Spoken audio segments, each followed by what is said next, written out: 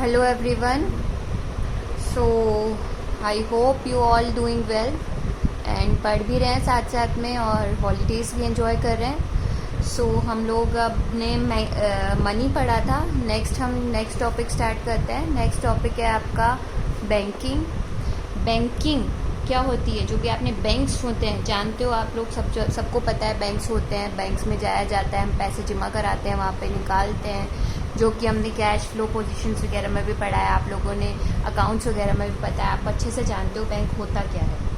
तो अब हम बैंकिंग क्या होता है हम ये पढ़ेंगे. तो बैंकिंग क्या होता है हम लोग सबको पता है. हम अपने पैसे क्या करते हैं, जमा कराते हैं वहाँ पे जाके, और एक मनी क्रिएशन किया जाता है कि मार्केट में कितनी मनी को हम क्या करेंगे, सप्लाई बढ़ाएंगे, कम करेंगे. मनी क्रिएट करना कहते हैं इसको. तो ये मनी क्रिएट कैसे की जाती है? तो पहली चीज़ है, commercial banks are able to create credit which is far in excess of initial deposit. तो जो भी वहाँ पर इनिशियल डिपॉजिट होता है उसके थ्रू कमर्शियल बैंक्स क्या करते हैं, मनी को क्रिएट करते हैं. कमर्शियल बैंक्स मैंने लास्ट टॉपिक में बताया था क्या होता है. जो पीपल्स बैंक होता है वो क्या कहलाता है, आपका कमर्शियल बैंक. जहाँ पर हम लोग क्या करते हैं, अपना पैसा जमा कराते हैं. वो लोग जो हमारे लिए हमारा पैसा जमा करके रखते हैं, हमें इंटरेस्ट देते हैं, वो सब क्या होते हैं, कमर्शियल बैंक यानी पीपल्स बैंक. और बैंकर्स बैंक क्या था, यानी कमर्शियल बैंक का बैंक कौन सा है, सेंट्रल बैंक. हमारे यहाँ सेंट्रल बैंक कौन है, रिजर्व बैंक ऑफ इंडिया.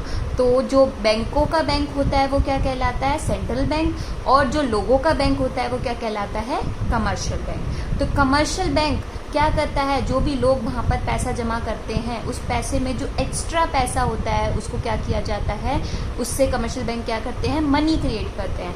अब ये एक्स्ट्रा पैसा या एक्स्ट्रा मनी या एक्सेस मनी का क्या मतलब है.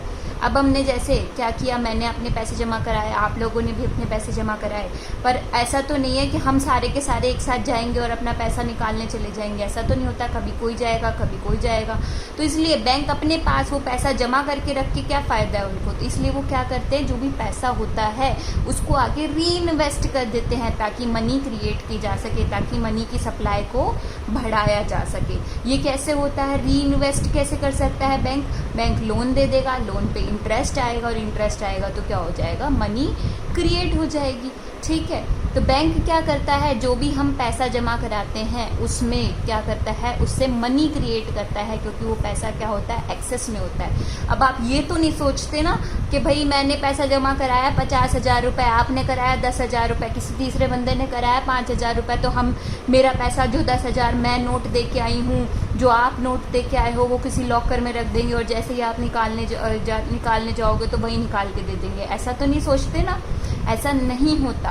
क्या किया जाता है, आपके बैंक अकाउंट में उस मनी को रिफ्लेक्ट कर दिया जाता है. यहाँ लिखा हुआ है देखो, credit money is reflected in your account but not kept aside but given as loan to create money. तो क्या करता है बैंक, अगर मैंने 50,000 रुपये क्या किया करा है, जमा कराए हैं 50,000 रुपये, तो वो 50,000 रुपये क्या होंगे, मेरा जो भी अकाउंट होगा उसमें उस चीज़ को लिख दिया जाएगा, और उस 50,000 रुपये को क्या कर दिया जाएगा, आगे री इन्वेस्ट कर दिया जाएगा, यानी कि लोन पे दे दिया जाएगा. और लोन से क्या आएगा, इंटरेस्ट आएगा, और इस इंटरेस्ट के थ्रू क्या हो जाएगी, मनी क्रिएट हो जाएगी. ठीक है. तो क्या किया जाता है, जो कभी क्रेडिटेड मनी होती है उसको आपके अकाउंट में रिफ्लेक्ट कर दिया जाता है, और उसको अलग रखने की बजाय क्या करते हैं, मनी लोन पे देकर क्रिएट की जाती है. ठीक है. तो मैं जो भी मनी क्रिएशन क्या होता है, commercial banks are able to create credit money which is far in excess of initial deposit. तो जो भी इनिशियल डिपॉजिट है उसके थ्रू बैंक क्या करता है, जो भी एक्सेस होता है उससे मनी को क्रिएट करता है. नेक्स्ट क्या है, bank do not keep whole money as deposit. तो अभी मैंने बताया बैंक अपने पास जमा करके नहीं रखता पूरा इकट्ठा, जो पैसा हमने डिपॉजिट कराया वो इकट्ठा करके नहीं रखेगा उसे, बल्कि क्या कर देगा, री इन्वेस्ट कर देगा. री इन्वेस्ट किस लिए किया जा रहा है, ताकि बैंक भी कुछ अर्न कर सके, कमा सके. ठीक है. नेक्स्ट है, एज नो बडी विड्रॉस. क्यों कर रहा है वो आगे री इन्वेस्ट, क्यों अपने पास जमा करके नहीं रख रहा, क्योंकि भाई हम लोग सारे लोग एक साथ जाके पैसा नहीं निकालने वाले, ये रियलिस्टिक सिचुएशन नहीं है। ऐसा नहीं होता कि एक ही दिन बैंक में जाके सारे लोग खड़े हो जाए कि हमारा सारा पैसा निकाल के दे दो, ऐसे कभी भी कोई भी सिचुएशन नहीं होगी। तो nobody withdraws at the same time, so not huge amount is needed all the time।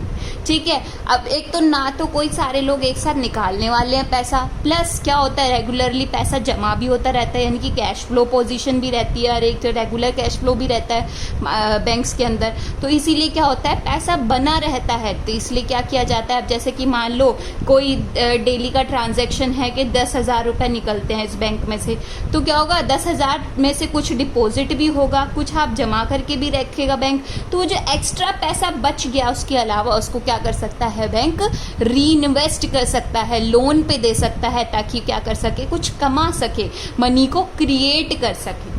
ठीक है, तो ये कुछ पॉइंट्स हैं क्या क्या है कि जो भी पैसा होता है डिपॉजिट का उसमें से कुछ पार्ट क्या कर देता है बैंक लोन पे देके या री इन्वेस्ट करके मनी को क्रिएट करता है। सारा का सारा पैसा वो अपने पास जमा करके नहीं रखता, री इन्वेस्ट करता है, क्योंकि कोई भी लोग एक ही समय पर आके सारा पैसा नहीं निकालने वाले, plus regular cash flow position रहती है, मतलब लगातार पैसा भी जमा होता रहता है।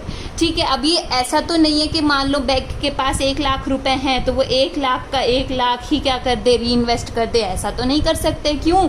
क्योंकि कुछ लोग तो पैसा निकालने जाएंगे ही। मैं किसी दिन 5,000 निकालने चली गई, 10,000, 1,000 जितना भी है मैं निकालने चली गई, तो फिर वो बैंक कहाँ से देगा मुझे? तो इसलिए क्या किया जाता है, उन पे कंपल्शन होती है कि थोड़ा सा अमाउंट उन्हें अपने पास रिजर्व करके या रोक के रखना पड़ता है। तो it is legally compulsory for the bank to keep a certain minimum fraction of their deposit. तो अपने डिपॉजिट का कुछ फ्रैक्शन या कुछ पार्ट बैंक को क्या करना पड़ता है, अपने पास रिजर्व करके रखना पड़ता है। ये क्या है, एक लीगल कंपल्शन है, मतलब उन पे लॉ के थ्रू बोला हुआ है कि ये तो आपको करना ही पड़ेगा, कुछ रिजर्व तो अपने पास रखना ही पड़ेगा। सारा का सारा पैसा आप लोन पे नहीं दे सकते, आप अपने फायदे का या कमाने की नहीं सोच सकते, आपको लोगों के बारे में भी सोचना है, क्योंकि ये लोगों का ही पैसा है।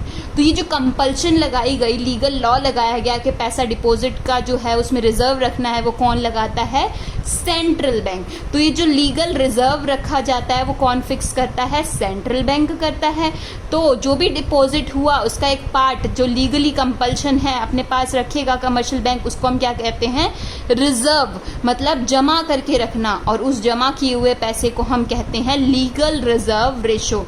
एक रेशो फिक्स किया जाता है सेंट्रल बैंक के थ्रू, जो कि क्या करना पड़ता है, कमर्शियल बैंक को अपने पास जमा करके रखना पड़ता है।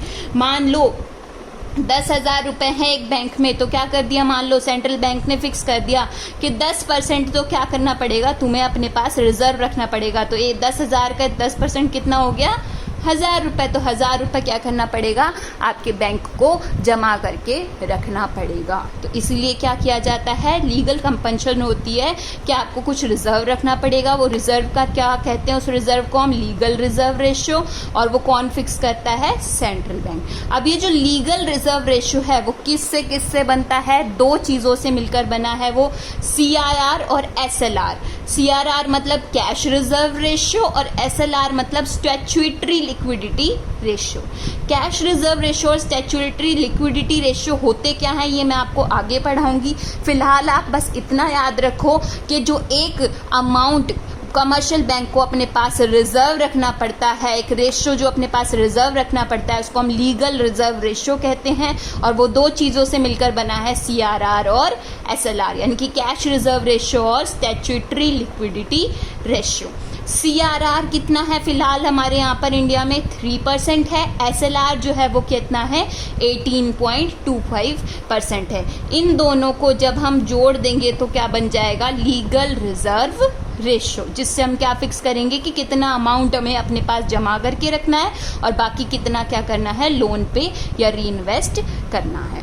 तो एक बार रिवाइज कर लेते हैं। मनी क्रिएशन क्या होता है, जो भी पैसा जमा किया जाता है उसका कुछ पार्ट जो कमर्शियल बैंक है वो क्या कर देते हैं, री इन्वेस्ट कर देते हैं। री इन्वेस्ट क्यों करते हैं, क्योंकि सारा का सारा अपने पास जमा करने की ज़रूरत नहीं है, कोई भी एक साथ आके सारे लोग पैसा नहीं निकालेंगे, प्लस हमारे पास रेगुलर कैश फ्लो रहता है।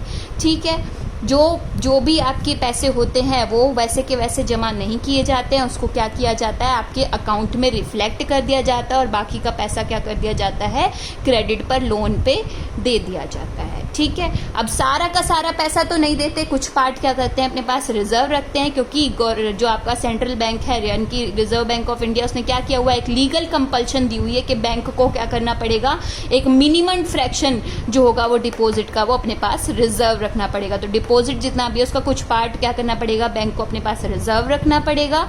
उस रिजर्व को हम क्या कहते हैं, लीगल रिजर्व रेशियो, जो कि कौन फिक्स करता है, सेंट्रल बैंक। हमारा सेंट्रल बैंक कौन है, reserve bank of India. Central bank ने जो फिक्स किया है रेशियो आपका लीगल रिजर्व रेशियो, वो दो चीजों से मिलकर बना है, CRR और SLR। CRR क्या होता है, कैश रिजर्व रेशियो, SLR क्या होता है, स्टैट्यूटरी लिक्विडिटी रेशियो। CRR फिलहाल कितना है, 3%, SLR कितना है, 18.2%। तो लीगल रिजर्व रेशियो क्या होगा, CRR प्लस SLR, इन दोनों को जब हम जोड़ देंगे तो क्या बन जाएगा आपका लीगल रिजर्व रेशियो। नेक्स्ट हम पढ़ेंगे मनी क्रिएशन कैसे किया जाता है, एक बैंक कैसे मनी को क्रिएट करता है। तो ये जो मनी क्रिएशन का है ये हम क्या करेंगे, नेक्स्ट पार्ट में पढ़ेंगे। फिलहाल के लिए आपको पता चल गया है कि मनी क्रिएशन एक्चुअली होता क्या है और किस लिए किया जाता है, और रिजर्व क्या होता है और रिजर्व किस लिए रखा जाता है। ओके, चलो, थैंक यू।